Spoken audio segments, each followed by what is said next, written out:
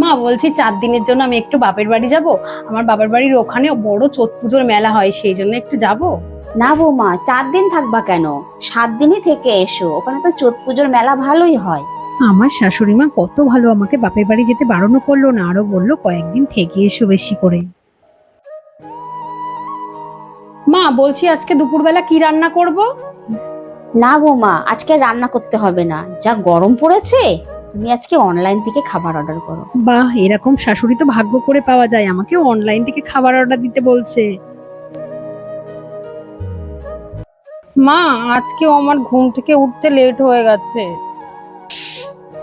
ও, তোমার দেরি হয়ে গেছে ঘুম থেকে উঠতে? তাতে কোনো সমস্যা নেই। আমাদের বাড়িতে ওরকম কোনো নিয়ম নেই যে 6টার মধ্যে ঘুম থেকে উঠতে হবে। তুমি 8টা পর্যন্ত ঘুমিও, কোনো অসুবিধা নেই। আমার শাশুড়ি মা কত ভালো, এরকম শাশুড়ি মা যেন প্রতিটা সংসারেই থাকে, তাহলে আর কোনো সংসারে কোনোদিনও অশান্তি হবে না।